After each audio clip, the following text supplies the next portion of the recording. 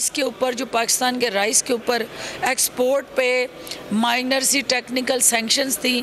वो हटाई हैं, तो उससे आपके चावल के जो बरामद कुनिंदगान हैं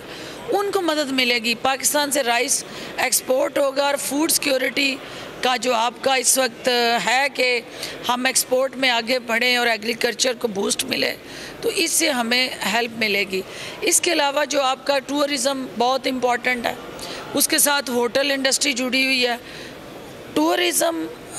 जब आप पाकिस्तान में इमरान खान साहब का विजन है और वो ये चाहते हैं कि पाकिस्तान में टूरिस्ट आएँ, यहाँ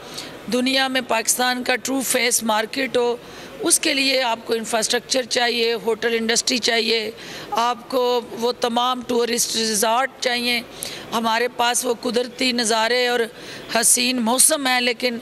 वो उस इंडस्ट्री की कमी की वजह से, वो जो अवेलेबल इंफ्रास्ट्रक्चर चाहिए वो ना होने की वजह से हम अपने टूरिस्टों को फैसिलिटेट नहीं कर पाते। तो ये सारी डिस्कशन जो कल की मीटिंग्स में हुई, उसमें मुख्तलिफ पोर्ट्स के हवाले से, शिपिंग, मैराटाइम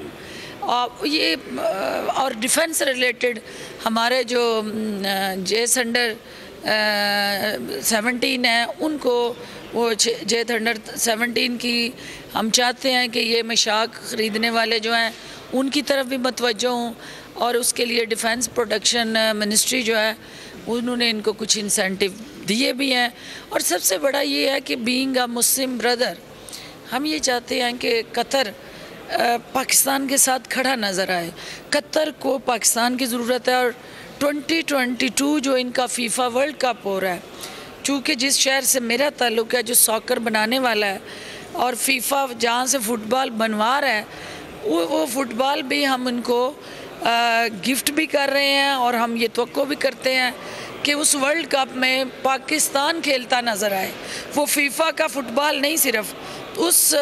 2022 का जो वर्ल्ड कप है, हर लिहाज से पाकिस्तान वहाँ नज़र आए। वो ट्रेड हो, वो आपकी स्पोर्ट्स आउटफिट हो, वो आपकी फूड इंडस्ट्री हो, वो आपके दीगर तमाम जो शोबे उसके साथ जुड़े हैं, उसमें पाकिस्तान की इन्वॉल्वमेंट अशद ज़रूरी है। और इसी तरह हम दोनों मुल्क मिल के ना सिर्फ पाकिस्तान की मैशत को ताकत मिलेगी, बल्कि अल्टीमेटली रीजन के अंदर हमारी जो हम मांगी है, मुख्तलिफ इंटरनेशनल इश्यूज़ पे हम एक पेज पे हैं, उससे हमारी आवाज़ को भी ताकत मिलेगी, मैशत को ताकत मिलेगी और आवाज़ को ताकत मिलेगी, और पाकिस्तान की आवाज़ दुनिया भर में फिर सुनी जाएगी और मानी जाएगी। और यही इमरान खान साहब का विज़न है, यही इस हुकूमत की तरजीहात हैं। और मैं समझती हूँ कि आज इनका आना और पूरा फुल फ्लैश डेलीगेशन के साथ आना